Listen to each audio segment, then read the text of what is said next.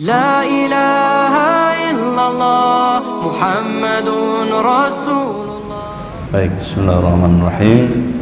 Assalamualaikum warahmatullahi wabarakatuh.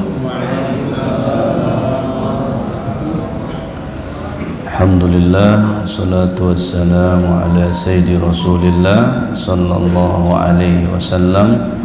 Allahumma salli wa sallim wa barik ala firdausil a'la miftahil jannati sayyidina Muhammad wa ala alihi wa ashabihi wa atba'ihi al-musbitin. Allahumma salli ala al-fatih miftahil hujub wal kushuf wa syuhud wa ala alihi wa ashabihi ajma'in, amma ba'd.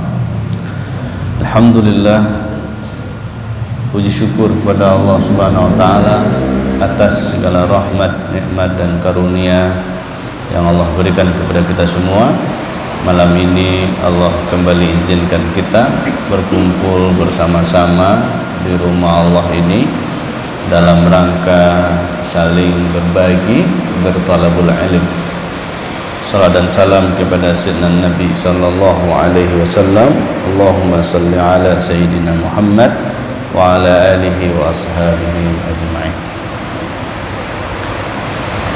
Bapak Ibu yang dirahmati oleh Allah, mari kita awali kajian kita ini dengan baca suratul Fatihah pada Sayyidina Nabi sallallahu alaihi wasallam wa Sayyidina al-Mahdi khalifatihi wa ikhwanihi minal anbiya wal mursalin wa sahabati ridwanullah alaihim wa awliya'illah fil alamin wal malaikatillah al-muqarrabin wa ila ruhina wa anfusina wa naqsu khususan syekh al-alama Sayyid Ahmad al-Marzuki al-Maliki al-Makki al-Fatihah.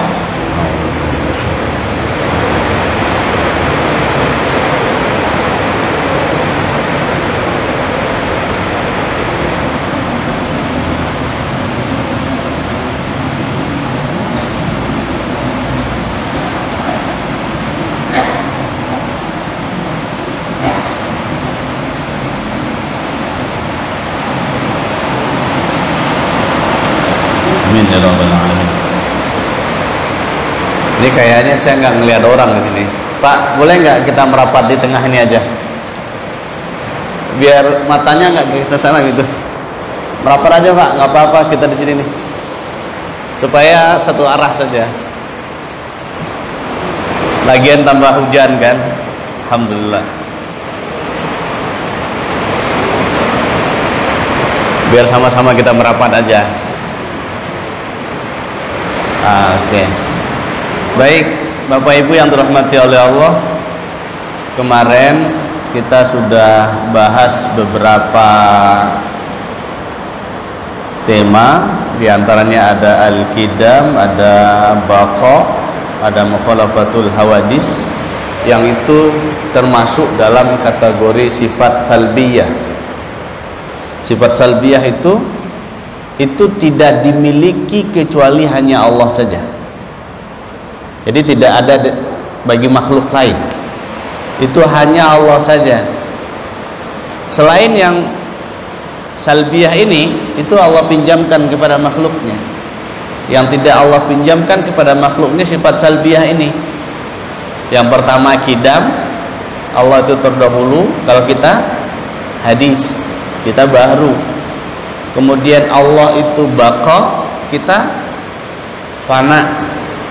Nah, kemudian Allah itu mukhalafatul lil hawadis, tidak sama dengan makhluknya, sementara kita adalah mumatsalah lil hawadis. Oke deh, kita pakai itu. Ini kedengaran enggak kalau hujan? Dengar Pak ya?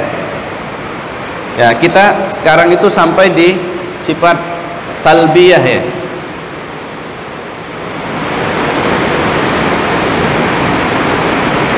Salbiyah ini yang tidak ada dimiliki oleh makhluk. Ini hanya milik Allah saja. Mulai dari qidam, kedua baqa,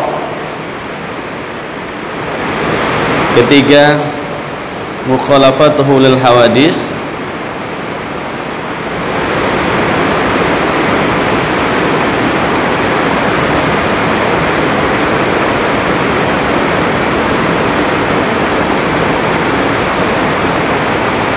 Qidam baqa mukhalafatul hadis qiyamuhu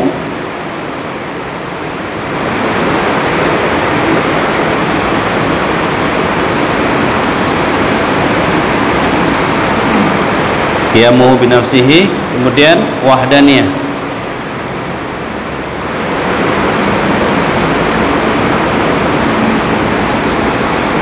Ini 3, 1, 2, 3 ini sudah kita bahas pada bulan lalu ya. Sekarang kita mau masuk nih kepada qiyamuhu binafsi dan wahdaniyah jika Allah izinkan. Nah ini yang kita sebut dengan sifat salbiyah, ini hanya Allah saja. Selain Allah tidak ada ini. Maka kita ulang-ulang, Allah itu lawannya ini ya, sekalian lawannya. Qidam kita hadis. Allah baqa kita fana. Allah mukhalafatul hawadis kita mumasalah.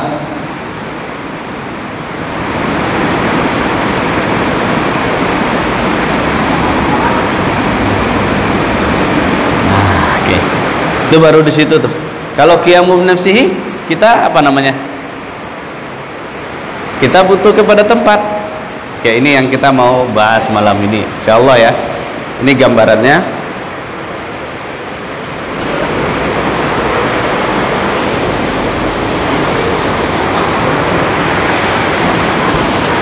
Oh.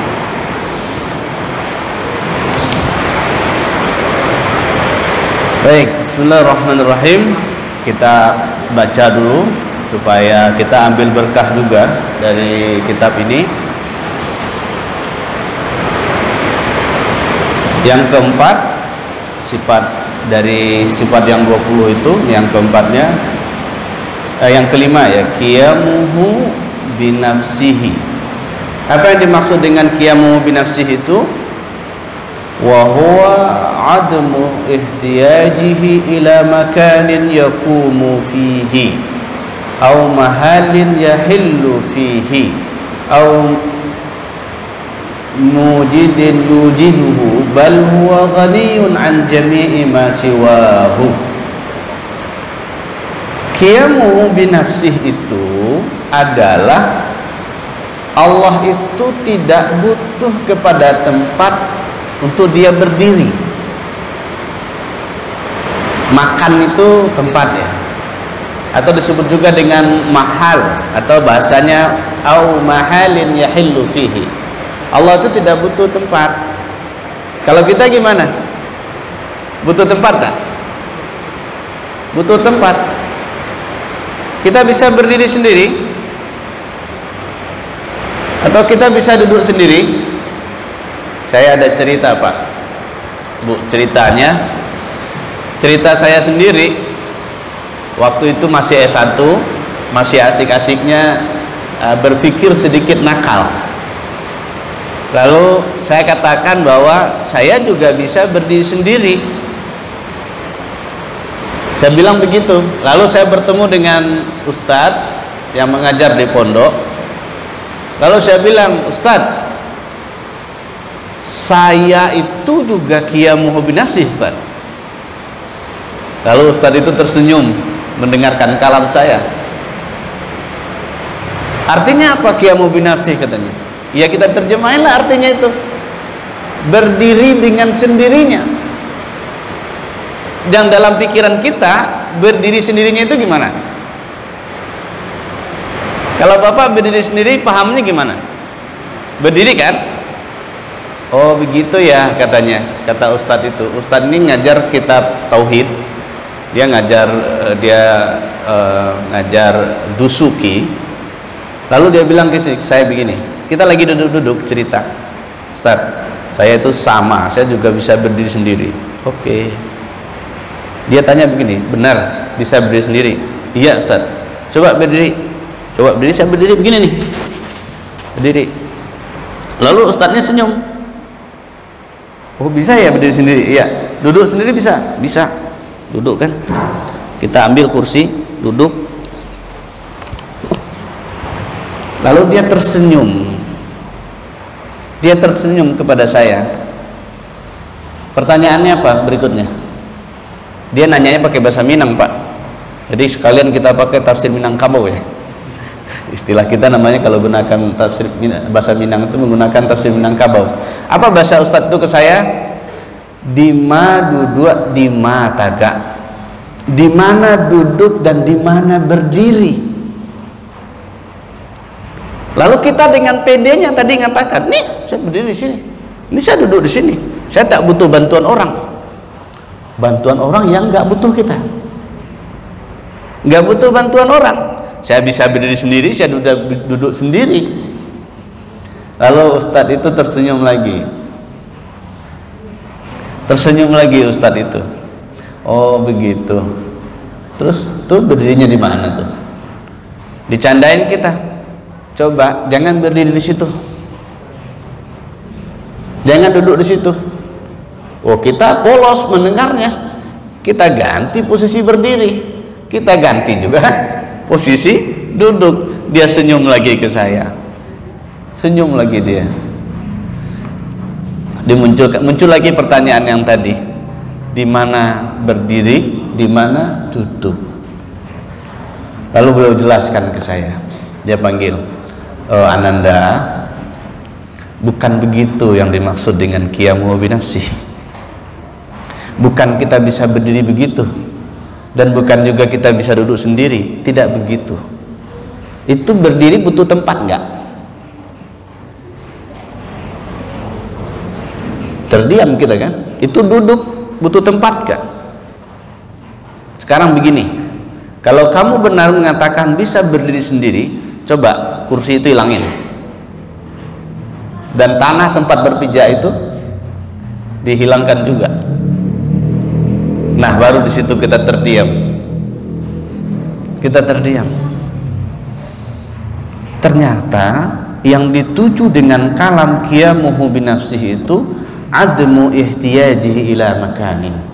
Dia tidak butuh tempat, dan dia tidak butuh kepada sandaran. Sementara pikiran saya tadi itu hanya dalam sebatas, ya saya bisa juga berdiri, juga saya bisa duduk. Ternyata tidak begitu.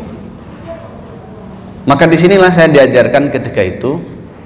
Jadi kita mesti paham bahwa qiyamu binafsi, Allah itu tidak butuh kepada tempat.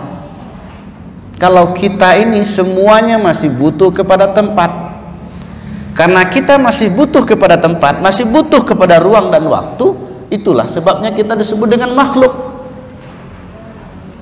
Kalau kita tak butuh lagi dengan ruang dan waktu, tidak butuh lagi dengan tempat, maka kita tidak dinamakan dengan manusia ini. Oh, baru kita anggap-anggap begini. Itu masih pikiran masih menggebu-gebu itu pertanyaannya. Apa namanya? Merasa ditundukkan oleh ustadz gitu kan. Tapi itu luar biasa. Nama ustadznya Ustadz Masril.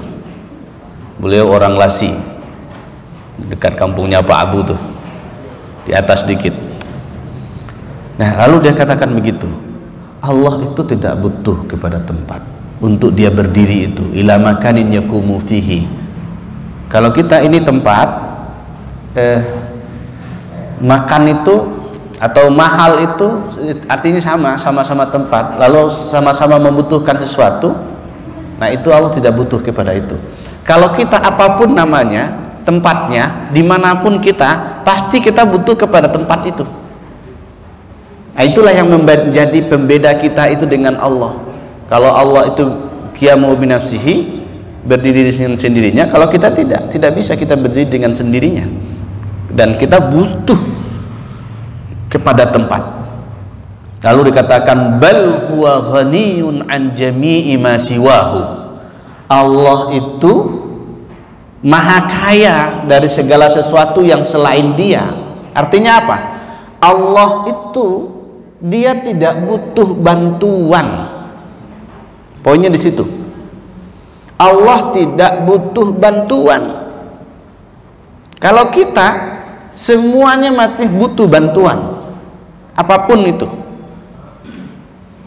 Ngapain saja kita masih butuh bantuan. Kalau Allah tidak. Makanya Allah itu disebut dengan, di ayat berikutnya ada dikatakan, ya ayuhan nas antumul fuqara ilallah wa huwal ghaniyul hamid. Wahai manusia, kamu itu semuanya adalah hamba yang fakir, fuqara, sementara Allah huwal ghaniyul hamid. Allah lah yang maha kaya dan Allah lah yang layak untuk diberi pujian. Ini menunjukkan, nah jadi logika sederhananya, yang membutuhkan kepada hajat, yang membutuhkan kepada sesuatu, itu pertanda apa? Pertanda tidak kaya, atau pertanda fakir, pertanda miskin. Maka kalamnya tadi oleh kitab ini dikatakan huwa ghaniyun an jami'i ma siwahu. Dia tidak butuh kepada yang lain. Itu yang disebut dengan al-ghani. Bahkan yang lain itu, yang selain Allah itu dikatakan wa'anatil wujuhu lil hayyil qayyum. Segala sesuatu itu tunduk di hadapan Allah yang maha hidup dan yang maha berdiri itu, yang qayyum itu. Masuk kita semuanya tunduk. Nah itu dia disebut dengan qiyamu binafsi. Lalu ayat berikutnya dikatakan juga innallaha la ghaniyun 'anil 'alamin. Sesungguhnya Allah itu maha kaya dari sekalian alam semesta ini. Alam semesta ini kalau dikumpulkan itu tidak ada bandingannya. Jangankan dengan Allah, dengan Nabi Muhammad SAW saja itu tak bisa dibandingkan, karena alam itu bersumber dari Dia. Nah makanya di sini kita diberikan pemahaman oleh Allah, maka apapun persepsi kita tentang Allah itu buyar dia dengan kalam ini. Makanya kalam-kalam yang muncul seperti bulan lalu kita singgung ayat yang dipertanyakan oleh Bapak, siapa? Mana Bapak yang nanya? Oh lagi libur. Oh lagi liburan. Ar-Rahman 'alal arsy istawa. Kan itu ya kemarin diskusi kita terakhir menjelang ditutup. Bersemayam. Kalau Allah bersemayam, kira-kira butuh tempat dah itu, dan menjadi gambaran. Makanya kemarin itu kita katakan bahwa Ar-Rahman 'alal arsy istawa. Kita kasih pertanyaan kemarin, yang diundang Allah ke aras itu siapa? Nabi Muhammad sallallahu alaihi wasallam. Nabi Muhammad yang diundang ke aras itu. Makanya kita sering juga katakan Ar-Rahman itu adalah salah satu namanya Sayyidina Muhammad sallallahu alaihi wasallam. Kalau kita masih berpikiran seperti itu, maka dia tidak qiyamu binafsi, dia butuh kepada tempat. Sementara aras itu Allah yang menciptakan. Allah yang ciptakan. Masa Allah butuh senderan kepada ciptaannya? Kan tidak masuk akal. Nah itulah kita diantarkan oleh kalam ini, yang sementara semuanya itulah yang tunduk, semuanya itulah yang patuh kepada Allah Subhanahu wa taala. Kita semua yang butuh kepada Allah Subhanahu wa taala. Tapi prakteknya, faktanya, banyak juga orang yang tak butuh kepada Allah, seolah-olah tak butuh dia kepada Allah. Ada kan prakteknya? Nah kalau ada di antara kita ini misalnya yang mendapatkan penyakit seperti itu, maka malam ini kita obatin penyakitnya. Apapun itu kita butuh kepada Allah. Tidak ada kita yang tidak butuh kepada Allah. Sekaya apapun kita memiliki materi, kita pasti butuh kepada Allah. Sesehat apapun, jangankan kepada Allah, sekaya apapun kita masih butuh kepada orang lain tak? Masih. Itu pertandanya kita bukan Tuhan gitu. Atau ada nggak di antara kita ini di sini mulai malam ini saya tidak butuh lagi kepada yang lain? Ada nggak? Bisa itu dipraktek seminggu aja. Nggak usah datang lagi belanja ke kedainya Pak Abu kan lagi mempraktekkan tak butuh.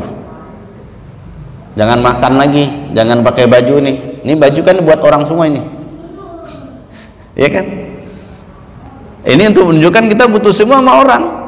Pakaian yang kita pakai ada yang buat, ya kan? Makanan ada yang kerja petani macam-macam, semuanya adalah melibatkan orang. Semuanya melibatkan orang. Nah, artinya memang kita tidak bisa sendirian. Apalagi kita masih butuh Allah Subhanahu wa taala. Dalam bab lain, kebutuhan kita kepada Allah itu mesti sampai pada taraf ittirar. Apa itu ittirar? Ittirar itu artinya terdesak, mendesak. Kita kan tidak terdesak kan sama Allah. Praktek kita kebanyakan begitu, kita tidak terdesak sama Allah. Sementara makna dari ayat ya ayuhan nas antumul fuqara'u ilallah wa huwal ghani al-hamid, itu maksudnya apa? Kita selaku makhluk ini selalu ittirar kepada Allah, selalu butuh kepada Allah. Maka kalamnya di sini adalah al-fuqara. Fuqara itu dalam bahasa fikih apa? Dia nggak bisa ngapa-ngapain kalau tidak mengulurkan tangan. Fuqara ini di atasnya miskin. Artinya fuqara itu lebih daripada miskin begitu. Dalam fikih miskin yang tuh dimakannya nggak ada tapi dia masih bisa berusaha. Fuqara ini tidak bisa, tidak punya apa-apa sama sekali. Kalau tidak begini, tidak makan gitu. Itu fuqara. Nah, yang dituntut dengan kalam fuqara ini, kita mesti setiap saat begini kepada Allah. Kita ngaku kepada Allah, kita bersandar terus kepada Allah. Kalau tidak Allah, kita tidak hidup, begitu dia. Tapi orang banyak memasukkan makanya kalau tidak dibantu oleh bapak itu, bapak ini belum tentu. Nah, itu jadi syirik khafi itu. Kalau kepada orang kita mengalamkan itu, ini kalau bapak tidak bantu ini nggak jadi ini. Hati-hati, itu akan masuk dalam wilayah syirik khafi. Tapi kalamnya kepada itu kita katakan kepada Allah, jika bukan karena Allah yang izinkan ini semua, itu tidak jadi. Itulah yang semestinya kita lakukan setiap hari. Semuanya Allah yang izinkan, semuanya Allah. Makanya di sini kita mesti ittirar kepada Allah. Itulah bedanya, bahwa Allah itu ghani, al-ghani, kita itu disebut dengan al-fuqara. Maka setiap saat kita mesti gantungkan kehidupan kita ini kepada Allah. Makanya setiap saat kita selalu terkoneksi dengan Allah.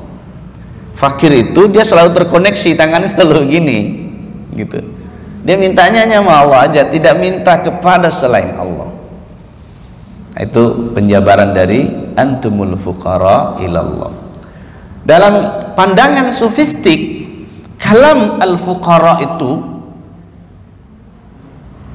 kalam ini diterjemahkan dengan, kalau kita sering sebut fuqara itu dia nol di sisi Allah, dia tidak ada nilainya di sisi Allah. Makanya kita sering mengalamkan ilmu yang kita tuntut, ilmu yang kita pelajari itu adalah ilmu bagaimana kita bisa menolkan nafsiyah kita, bukan ilmu untuk mengatakan ini adalah saya. Tidak lahir nafsiyah, tapi ilmu yang dipelajari untuk mengatakan bahwa kita ini tiada pada kesejatiannya. Maka dalam bab ini kita teringat kalamnya Imam Syafi'i, kullama istazada ilmuhu ya'lam annahu jahil. Setiap kali ilmunya bertambah, setiap kali juga dia mengatakan dia masih bodoh. Dia masih bodoh. Kalau kita kan merasa pinter, nah itulah hijab kita itu. Hijab kita di situ. Semestinya semakin belajar, semakin bertambah keheranan kita kepada Allah.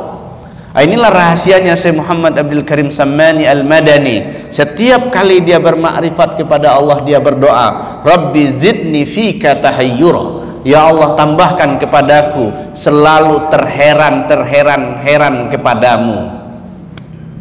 Bukan bertambah jemaah, tapi bertambah kekagumannya kepada Allah, bertambah keheranannya kepada Allah, bertambah jelas bahwa dia tiada, bertambah jelas bahwa yang ada itu hanyalah Allah, bertambah jelas bahwa dia adalah fuqara, yang al-ghani itu hanya Allah subhanahu wa ta'ala. Innallaha laghaniyun 'anil 'alamin. Sesungguhnya Allah itu sungguh maha kaya dari semua alam semesta. Bahkan alam semesta ini Allah yang ciptakan. Lillahi ma fis samawati wal ardh. Milik Allah semuanya yang ada di langit dan yang ada di bumi. Maka tidak mungkin kita bisa menyandingi Allah. Maka semenjak saya diskusi dengan Ustadz itu, saya bertaubat kepada Allah. Atubu ilallah. Bertaubat kepada Allah. Ternyata tidak begitu pasangan makna qiyamu binafsi. Ternyata memang butuh tempat sekecil apapun, ruang dan waktu. Kalau kita ini masih butuh ruang dan waktu, Allah itu tidak butuh ruang dan waktu. Kenapa? Karena dialah sang waktu. Kalau kita masih butuh ruang, kita masih terbatas. Yang butuh tempat itu terbatas, yang terbatas itu lemah, yang lemah itu ya makhluk. Ya nggak mungkin kan logikanya Tuhan itu lemah.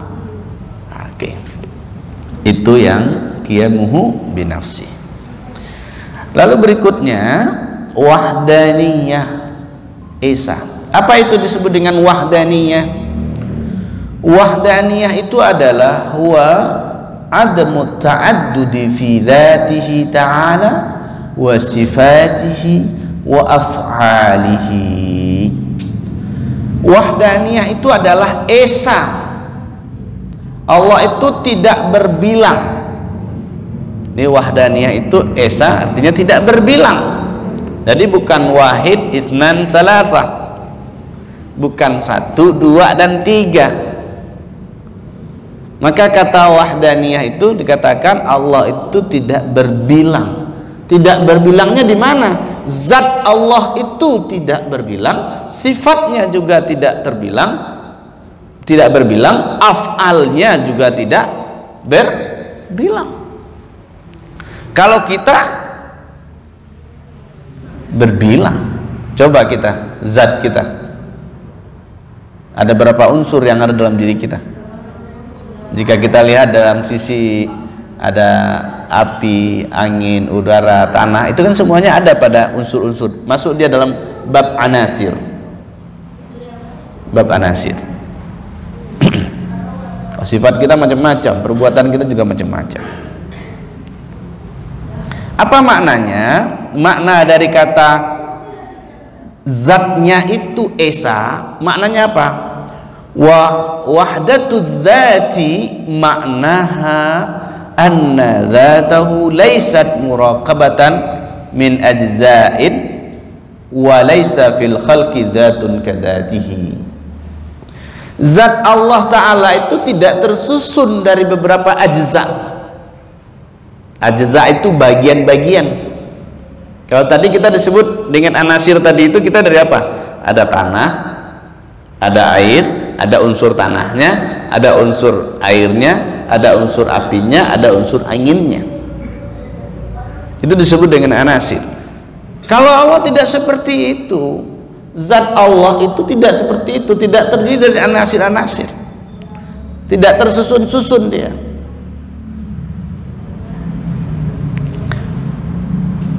Walaysa fil khalqi dzatun kadzalik, dan tidak ada pada ciptaannya zat yang seperti itu. Artinya apa? Maka zat kita dengan zat Allah itu berbeda. Nggak boleh pula kita mengatakan zat kita sama dengan zat Allah. Sementara kita dalam bab nafsiyah, dalam sifat yang pertama wujud, Allah wujud, kita juga wujud, tapi tambah mim di depannya. Wujud ditambah mim jadi apa? Jadi apa Pak? Wujud ditambah mim menjadi maujud. Allah itu wujud, kita maujud. Itu bedanya tuh. Bedanya itu Allah wujud kalau kita diadakan pakai mim. Jadi makanya tidak sama. Zatnya Allah tidak sama dengan zatnya makhluknya. Nah itu dikatakan tidak mungkin sama dengan makhluknya.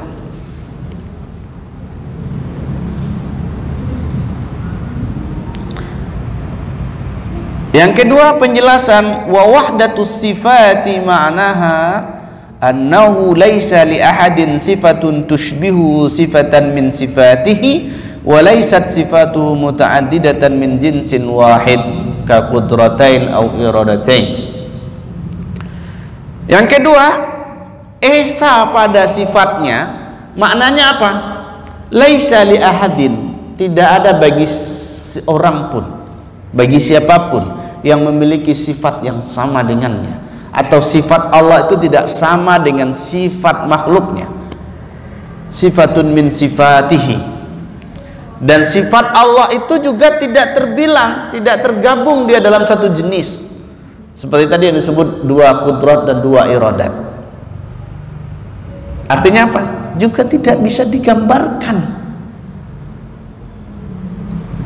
Zatnya tidak bisa kita jelaskan.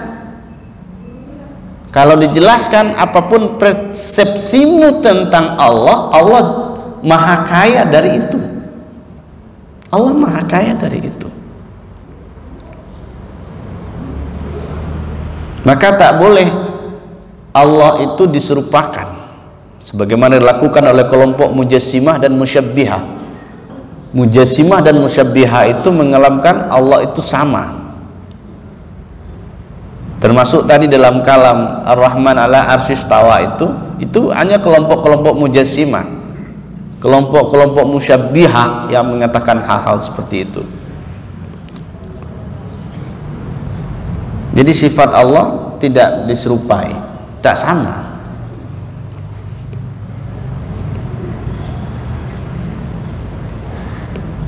Sebelum masuk kita kepada argumentasi ayat yang ketiga, kita masuk dulu. Wa wahdatul af'al ma'naha annahu laysa li ahadin ghairuhu ta'ala fi'lun minal af'al fallahu khaliqu kulli syai' wa mubda'u kulli syai' fa huwa ta'ala mustaqillun bil ijadi wal ibda'.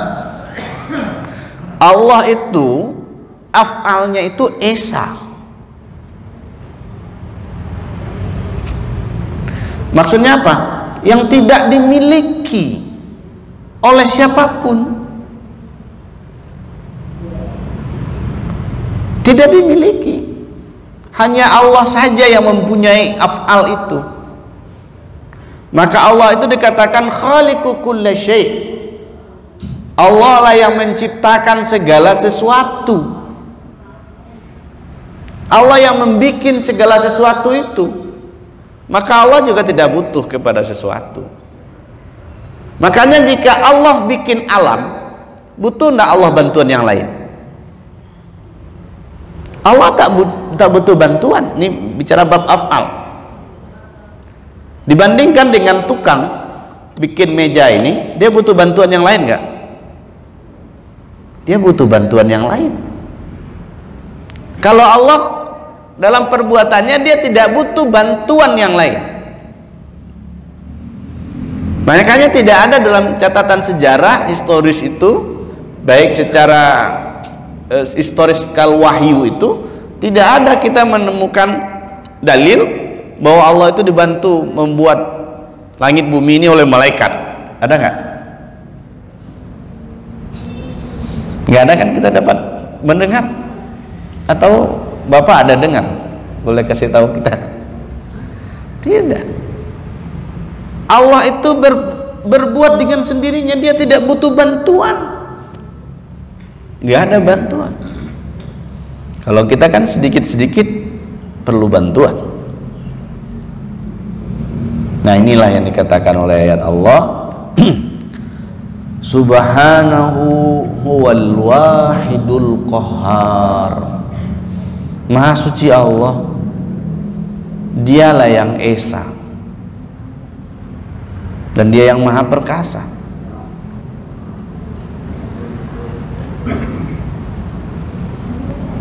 Nah, ini jugalah spirit dari ungkapan wa ilahukum ilahu wahid la ilaha illa huwar rahmanur rahim. Tuhanmu itu adalah Tuhan yang esa, yang tidak ada Tuhan kecuali Dia, yang maha pengasih, maha penyayang. Inilah kenapa turunan berikutnya itu dalam bab akidah, dalam bab tauhid, mesti mengesakan Allah. Bagaimana caranya? Fa'lam annahu la ilaha illallah. Mulai dulu kita dari fa'lam annahu. Surat Muhammad ya. Fa'lam. Fa'lam itu artinya ketahuilah, ilmuilah, pelajarilah tentang la ilaha illallah. Maka yang sedang kita lakukan ini bahagian dari fa'lam annahu itu. Mulai dari bab wahdaniyah ini, Allah itu esa, yang tiada Tuhan kecuali Dia. Maka dari sini kita langsung bisa memahami bahwa Allah itu tidak satu dan tidak dua, sebagaimana didakwakan oleh orang-orang yang mengatakan Tuhan itu tiga, dan itu juga dibantah oleh Allah. Lau kana alihatan illallah la fasadata. Artinya apa? Seandainya ada Tuhan selain Allah, maka alam semesta ini pasti hancur. Bapak pernah nonton film itu enggak? Film-film Zeus atau Zeus, film apa itu? Ada dewa-dewa itu kan, berapa dewanya itu bertengkar kan Tuhannya. Masa Tuhan bertengkar? Kan lucu. Nah, itulah sebenarnya di sini. Ya mungkin Tuhan itu dua dan tiga. Atau lihat lagi itu film-film anak-anak kita itu, film Krishna itu, ada dewa ini dewa itu, nanti ngadu ke dewa ini, berperanglah dewa ini dan dewa itu. Masa Tuhan bertengkar? Masa Tuhan berperang? Nah, itu merusak akidah itu. Hati-hati kita. Hati-hati juga dengan tontonan-tontonan itu. Tidak mungkin. Jangankan kita bicara Tuhan, negeri ini kalau dipimpin oleh dua orang gimana kira-kira? Presidennya dua, Pak. Kira-kira bagaimana bentuk negeri ini? Ujung-ujungnya bisa pemekaran itu. Bisa pemekaran. Tapi pemerintahannya satu, tidak dua dan tiga. Nah, ini yang kita bicarakan ini adalah Allah, ilahun wahid. Azan dulu. Mana yang mau azan? Ya, silakan azan dulu.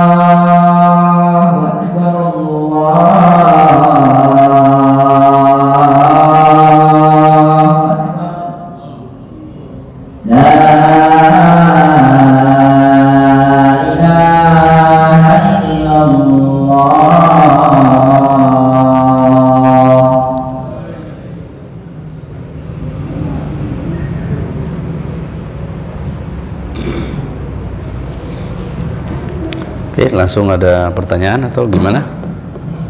Ada yang bertanya?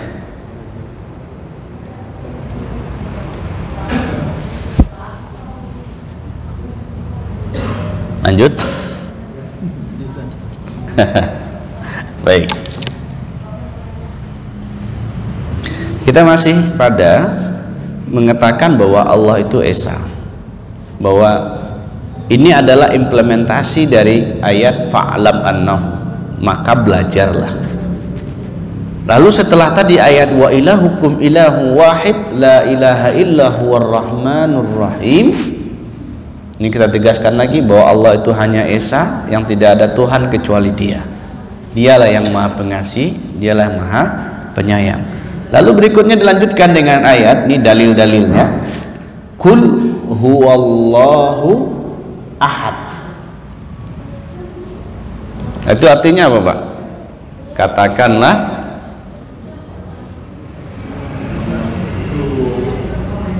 baik. Selama ini kita menerjemahkan katakanlah hai Muhammad, Dia Allah yang Maha Esa. Oke. Sekarang kita terjemahkan. Katakanlah huwa Allah ahad. Apa? Huwa Allah ahad. Huwa itu juga nama. Huwa itu juga nama. Ini juga dalil zikir orang menyebut nama kul hu. Ada kan dengar orang zikir hu? Nah, ini dalilnya salah satunya. Kul hu. Oke. Kita bagi juga trailernya sedikit. Walaupun yang mau kita tuju di ayat ini adalah kata ahadun. Trailernya kita kasih sedikit.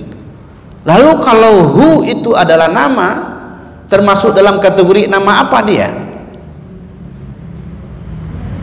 Syekh Abdul Qadir Jilani dalam Sirrul Asrar, itu boleh nanti dilihat, itu memasukkan huwa itu ke dalam kategori asma'ut tauhid. Masuk dia dalam nama-nama Allah yang disebut dengan nama tauhid. Lalu yang kedua ada Allah.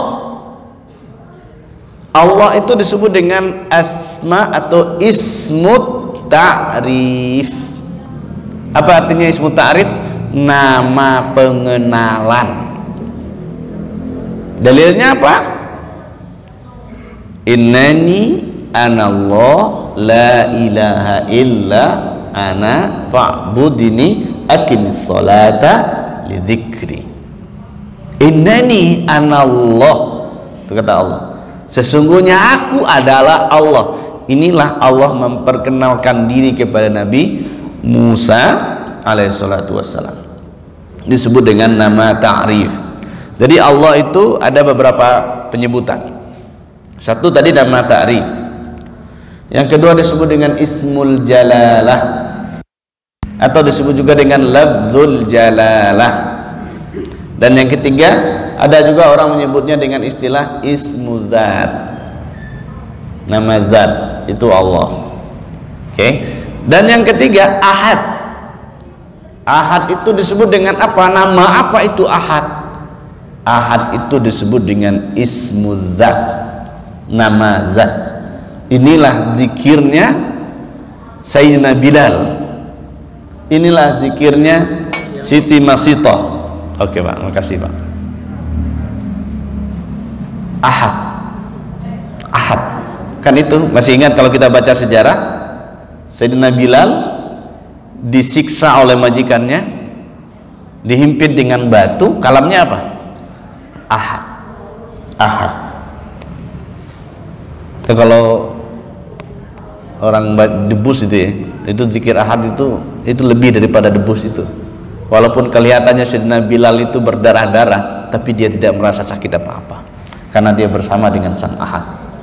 Itu juga lah zikirnya Masitoh. Masitoh siapa? Tukang sisirnya Firaun. Dijebloskan, dimasukkan ke dalam air yang mendidih, kalamnya apa? Ahad. Kalamnya ahad. Oke, kembali kita kepada ayat ini. Ayat ini menegaskan bahwa Allah itu esa. Bukti esa Allah itu Allah tidak butuh, Allah tidak beranak dan tidak dianakkan. Allah tidak butuh kepada bantuan. Allah tidak bisa ditandingi. Tidak bisa. Coba kalau ada tandingan selain Allah, ada Tuhan tandingan, kan kayak ormas-ormas jadinya. Jika tidak setuju dengan pimpinan ormas ini, bikin ormas baru, namanya ormas tandingan. Enggak mungkin. Kalau itu terjadi sama Tuhan, kacau ini negeri. Makanya dalil berikutnya apa? Surat Al-Anbiya ayat 22. Bagaimana kata surah Al-Anbiya ayat 22? Lau kana fihima alihatun illallah lafasadata. Seandainya ada Tuhan selain Allah di langit dan bumi ini, tentu langit bumi itu akan hancur. Akan hancur. Tapi buktinya, ini adalah bukti untuk kita semua. Wa qala ta'ala ma ittakhadallahu min waladin wa ma kana ma'ahu min ilahin idzan la dhahaba kullu ilahin bima khalaqa wa la 'ala ba'duhum 'ala ba'din subhanallahi 'amma yasifun.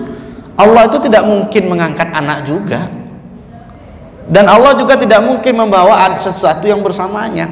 Masa Allah menciptakan sesuatu lalu dia selalu membersamai sesuatu itu, atau sesuatu itu bersama dengan Allah? Tidak masuk akal. Kalau itu terjadi, tentu setiap Tuhan melakukan hal yang sama. Nah, ini tidak masuk akal.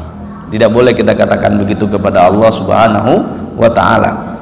Lalu ada lagi, ini ayat terakhir nih, qul law kana ma'ahu alihatun kama yaquluna idzal labtahu ila dzil arsyin sabila subhanahu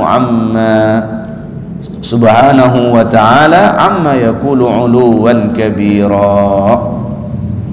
Tidak mungkin ada yang membersamai Tuhan. Yang tadi kita sudah sebut, Coba kita membuat sesuatu, masing-masing kita punya ide enggak? Ada pernah kerja kelompok, Pak? Atau bikin apa gitu kan? Kerja bersama. Kadang ide kita tidak sama. Ujungnya apa? Terjadi pertengkaran. Kalau terjadi pertengkaran, jadi tidak menciptakan sesuatu. Tidak jadi. Maka Allah itu tidak ada berkongsi dia dengan siapapun. Tidak ada Tuhan itu berkongsi. Karena kebiasaan berkongsi itu apa? Akan muncul perpecahan.